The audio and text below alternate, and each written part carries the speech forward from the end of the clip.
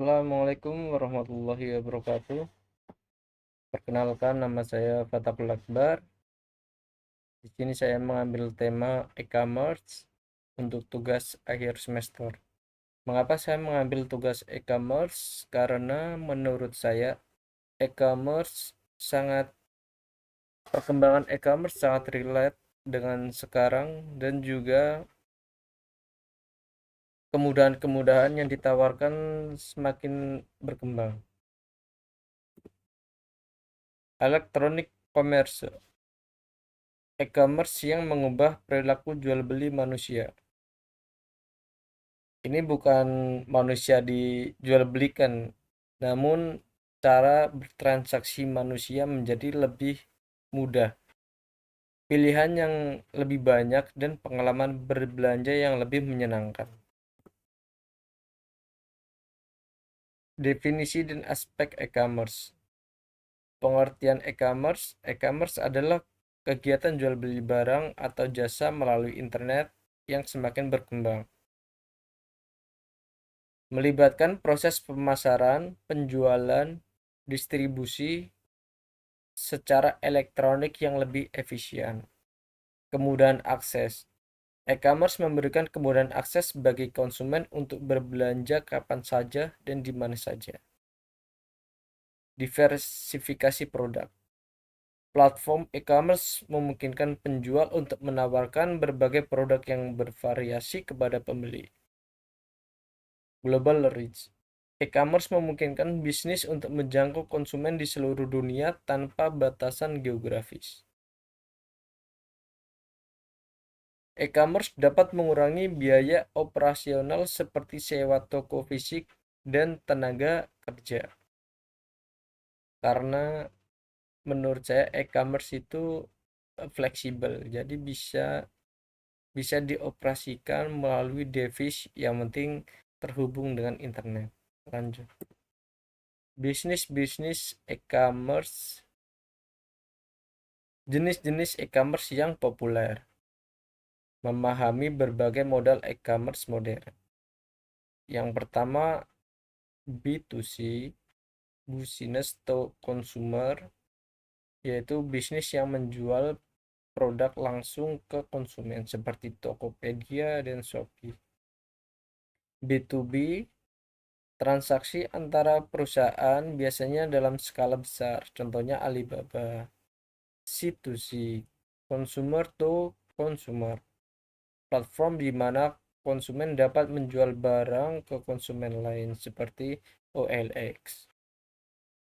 C2B, consumer to business, konsumen menawarkan produk atau jasa kepada perusahaan seperti freelance yang menawarkan layanan, misalkan untuk kerjasama iklan.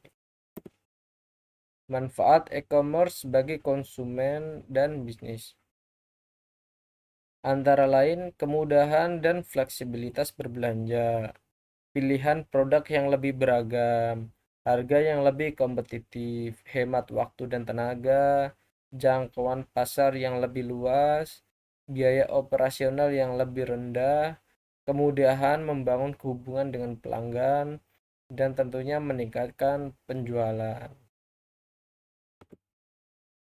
Nah, setelah kita melihat keuntungan, apa sih tantangan e-commerce yang perlu dihadapi? Yang pertama, keamanan data dan privasi. Karena yang mengakses e-commerce kan ribuan bahkan jutaan orang. Dan itu ketika kita membuat akun kan eh, kadang kita perlu nomor KTP seperti itu. Dan itu harus dari penyedia e-commerce-nya harus emang benar-benar menjaga keamanan data dan privasinya. Yang kedua, persaingan yang ketat. Persaingan di pasar e-commerce sangat ketat, memaksa pelaku bisnis untuk inovatif dan adaptif. Tentu ini seperti kita eh, membuat iklan atau posting dengan feed yang bagus, mempunyai ciri khas tersendiri. Yang ketiga, logistik dan pengiriman. Pengelolaan logistik yang efisien dan pengiriman tepat waktu adalah tantangan yang signifikan bagi bisnis e-commerce. Ya, ini untuk apa? Karena e-commerce tidak lepas dari logistik dan ataupun ekspedisi. Jadi eh, ini sangat bergantung ya. Kalau misalkan seperti tanggal merah gitu, ya itu pasti akan delay.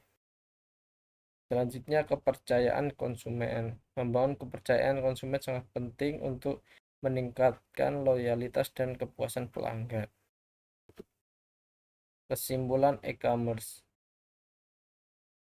Mengapa e-commerce penting bagi masa depan bisnis? Yang pertama, transformasi belanja dan bisnis. E-commerce telah mengubah cara konsumen berbelanja dan bisnis beroperasi secara signifikan. Yang ketiga, adaptasi bisnis terhadap e-commerce. Bisnis harus beradaptasi dengan tren e-commerce untuk tetap bersaing dan relevan di pasar. Yang ketiga, keuntungan bagi konsumen. Konsumen kini menikmati kemudahan berbelanja dan memiliki lebih banyak pilihan produk. Sekian presentasi dari saya. Mohon maaf bila ada kesalahan kata ataupun penulisan. Saya akhiri. Terima kasih. Assalamualaikum warahmatullahi wabarakatuh.